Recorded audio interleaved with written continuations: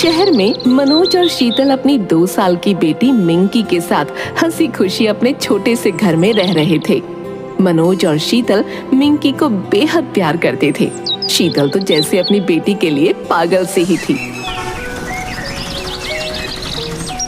एक दिन जब मनोज ऑफिस से घर आता है तो पूरा घर खिलौनों से फैला होता है। अरे शीतल, ये तुमने घर का क्या हाल कर रखा है? अरे ये तो मिंकी खेल रही थी ना, तो बस उसी ने किया है। तुम भी ना मिंकी को खिलाने के चक्कर में घर की क्या हालत कर दी है। खैर जल्दी से खाना लगा दो, बहुत तेज भूख लग रही है। खाना? हाँ जी खाना। वो तो मैंने अभी बनाया ही नहीं। क्या? कल भी तुमने खाना नहीं बनाया और आज भी? ऐसा क्या करती हो तुम जो खाना भी नहीं बनाती? देखो मैं मिंकी के साथ खेल रही थी इसलिए खाना नहीं बना पाई। हद है तुम्हारी यार।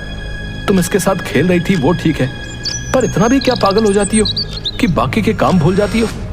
मनोज शीतल पर गुस्सा करता है क्योंकि शीतल अक्सर कितनी चीजें मिंकी के चक्कर में भूल जाती थी। हर वक्त वो मिंकी के साथ खेलती और हर वक्त उसके साथ ही रहती। एक पल भी वो उसे अपनी नजरों से दूर नहीं होने देती थी। एक दिन की बात है जब मनोज कुछ दिनों के लिए शहर जा रहा होता है। देखो मुझे आने में कुछ दिन लग जाएंगे, तो तुम पीछे से मिंकी और घर दोनों का ध्यान रखना, ठीक है? हाँ मैं सब देख लूंगी, आप आराम से जाओ।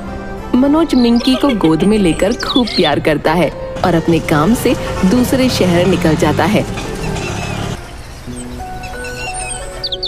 शाम को शीतल मिंकी को बेड पर सुलाकर छत से कपड़े उतारने जाती है। मिंकी अचानक नींद से जाग जाती है और अपनी माँ को ढूंढते हुए छत पर पहुंच जाती है। मिंकी का ध्यान फिर दूर बैठी एक गिलहरी पर जाता है। उस गिलहरी को पकड़ने के चक्कर में मिंकी छत से नीचे गिर जाती है। शीतल पागलों की तरह चिल्लाती और भागती हुई नीचे जाती है। मिंकी, मेरी बच्ची, हाय मेरी बच्ची, हे भगवान तूने क्या कर दिया? शीतल नीचे जाकर मिंकी को देखती है। मिंकी के सर से बहुत खून बह रहा था और वो अपनी आंख भी नहीं खोल रही थी। शीतल मिंकी को गोद में उठाकर रोने लगती है। मिंकी, मेरी गुड़िया अपनी आंखें खोल। हाय मेरी बच्ची को क्या हो गया? अब मैं क्या करूं? लाख आवाज देने पर भी मिंकी आंखें नहीं खोलती। शीतल मिंकी को उठाकर अंदर ले जाती है।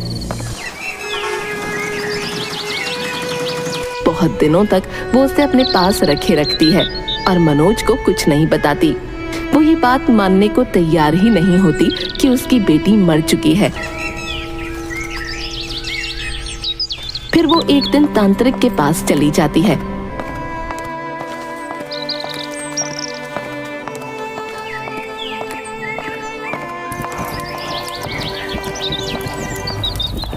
और उसको सारी बात बताती है। मेरी बेटी को जिंदा कर दो। मुझे पता है ये तंत्र मंत्र से संभव है। आप जो बोलोगे वो मैं करूंगी, पर मेरी बेटी को जिंदा कर दो। जय बांबली कक्काली, बोल बम बम बम्बाली। हाँ, ये संभव तो है, पर बहुत मुश्किल भी। खैर, तुम कल रात 12 बजे मेरे पास अकेली आना। हाँ मैं आऊंगी, आप जैसा बोलोगे मैं वैसा करूंगी।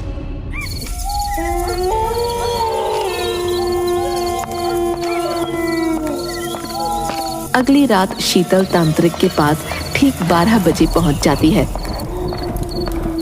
तांत्रिक एक गुड़िया लेता है और उस पर जादू मंत्र करना शुरू कर देता है। फिर वो उस गुड़िया को शीतल को दे देता है। जय बम्बाली कक्काली, बोल बम बम बम्बाली। इसे अपने घर ले जा और कभी घर से बाहर मत निकालियो। ठीक है बाबा, पर मेरी मिंकी? जितना बोला है पहले उतना कर। जय बम्बाली कक्काली। शीतल उस गुड़िया को लेकर घर आ जाती है और उसे चेयर पर रखकर अंदर किचन में पानी पीने जाती है। जैसे ही पानी पीकर वो किचन से बाहर आती है, उसके होश उड़ जाते हैं। जिस चेयर पर वो उस गुड़िया को रखकर गई होती है, उसी जगह मिंकी बैठी हुई होती है। शीतल मिंकी को देखकर खुशी से झूम उठती है। मिंकी, मिंकी मेरी बेटी, मेरी जान, मुझे पता था तुझे कुछ नहीं हो सकता।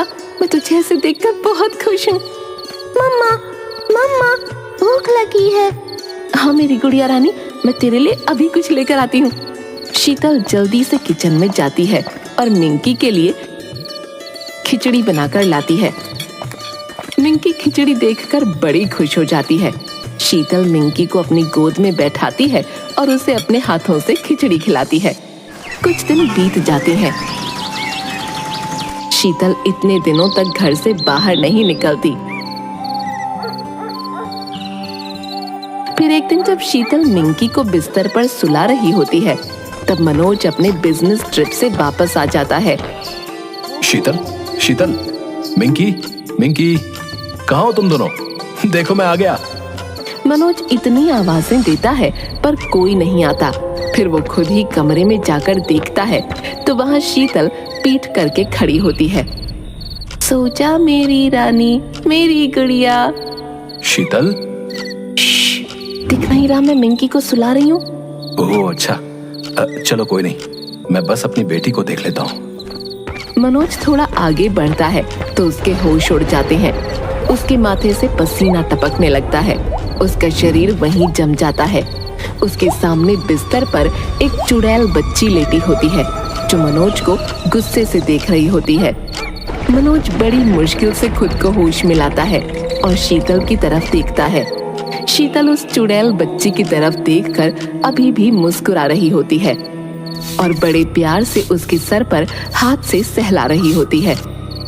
तुम इस चुड़ैल बच्ची के साथ क्या कर रही हो? हमारी मिंकी कहाँ है शीतल? चुड़ैल? कौन चुड़ैल बच्ची? मेरी मिंकी है ये। तुम पागल हो गई हो क्या?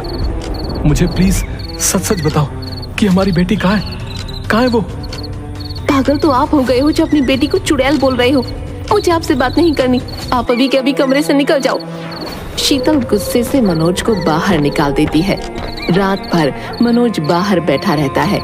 फिर उसे अजीब सी बदबू महसूस होती है जो उसे घर के अंदर आते हुए भी महसूस हुई थी। ये इतनी गंदी बदबू आखिर किस चीज की है? मनोज सब जगह जाकर देखता है पर उसे कुछ नहीं मिलता। फिर वो चुपके से मिंकी के कमरे के बाहर जाकर देखता है।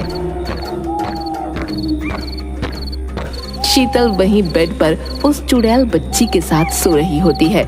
मनोज उनको देख ही रहा होता है कि उस चुड़ैल बच्ची की आंखें खुल जाती हैं और वो हवा में उठने लगती है। चला जा यहाँ से, वरना मैं तेरी जान ले लूंगी। कौन हो तुम? मेरी बेटी कहाँ है? मेरी मिंकी कहाँ है? और तुमने मेरी बीवी पर क्या जादू कर दिया है?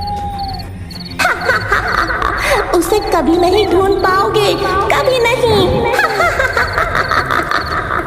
चुड़ैल बच्ची उड़ते हुए मनोज के बिल्कुल सामने आ जाती है और मनोज की गर्दन पकड़ लेती है।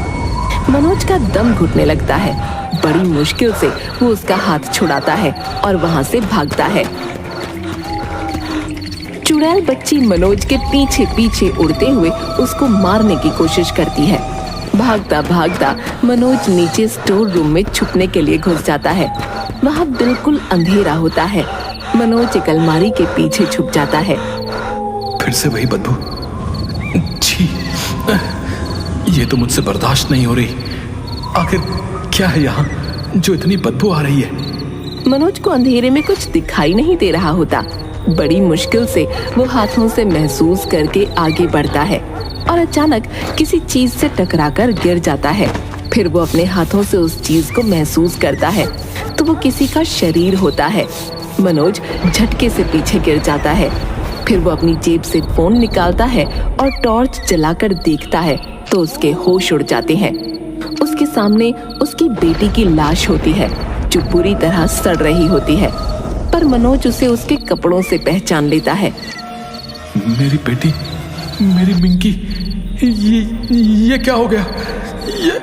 ये कैसे हो गया? मेरी बच्ची। वो चुड़ैल बच्ची फिर से मनोज को मारने आ जाती है। मनोज खुद को संभालता है और सीधा घर के बाहर भागता है।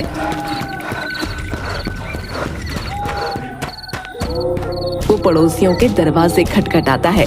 मनोज उससे अपनी बीवी के बारे में पूछता है। शीतल बहुत दिनों से घर से बाहर नहीं निकली। ना ही हमने मिंकी को देखा। एक दिन जरूर देखा था जब वो आधी रात को अजीब सी गुड़िया लेकर घर आ रही थी। उस वक्त मिंकी उसके साथ नहीं थी। हाँ, उससे कुछ दिन पहले मिंकी बुरी तरह से रो भी रही थी। मैंने जाकर दरवाजा खटखटाया तो उसने खोला ही नहीं। फिर अगले ही दिन तुम्हारे घर एक तांत्रिक भी आया था। तांत्रिक? कौन तांत्रिक? वही जो कब्रिस्तान में रहता है। उसे तो कौन नहीं जानता, वो अभी भी वहीं होगा। मनोज जल्दी से उस तांत्रिक के पास जाता है और उससे अपनी बीवी और बेटी के बारे में पूछता है। आई थी एक दिन वो मेरे पास जब उसकी बेटी की मौत छत से गिरने से हो गई थी। वो बहुत परेशान थी और पागल सी हो गई थी। वो अपनी बेटी को जिंदा देखना चाहती थी। तभी मैंने उसकी इच्छा पूरी कर दी। जो मेरे घर में है वो मेरी बेटी नहीं है। वो मर चुकी है तो वो जिंदा कैसे हो सकती है? हाँ, वो तेरी बेटी नहीं है। मैंने एक चुड़ैल बच्ची की आत्मा एक गुड़िया में डालकर तुम्हारी बीवी को दे दी थी। तुम्हारी बीवी को उसमें अपनी बेटी दिखती है और वो खुश है। नहीं, ऐसी खुशी हमें नहीं चाहिए। उसने मुझे मारने की कोशिश की है। वो कल को मेरी बीवी को भी मार सकती है। हमें उस चुड़ैल से मुक्ति दिलाओ। इसका एक ही तरीका है, उस चुड़ैल बच्ची को कैसे भी करके घर के बाहर लाना होगा और फिर तुम्हें अपनी बेटी की लाश का अंतिम संस्कार करना होगा। मनोज घर जाता है।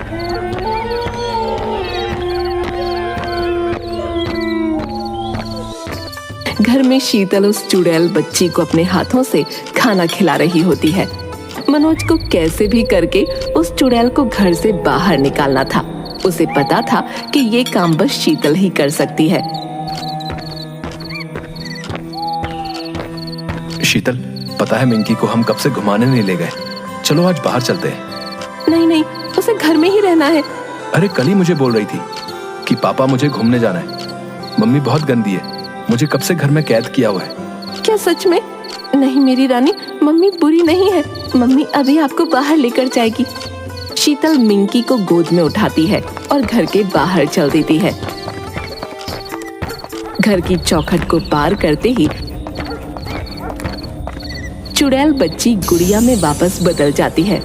शीतल उसे देख चिल्ला पड़ती है। नहीं नहीं नहीं, ये मैंने क्या कर दिया? नहीं। शीतल बहुत रोती है, पर मनोज उसे आखिरकार कैसे भी करके समझाता है कि उनकी बेटी अब इस दुनिया में नहीं है।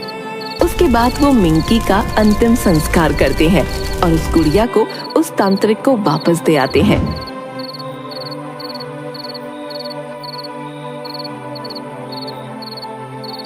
उनकी जिंदगी उदासी से भर चुकी थी। पर अगले महीने ही शीतल को फिर से मां बनने की खुशखबरी मिलती है और 9 महीने के बाद फिर से वो एक बेटी को जन्म देती है। दोनों की जिंदगी फिर से खुशियों से भर जाती है।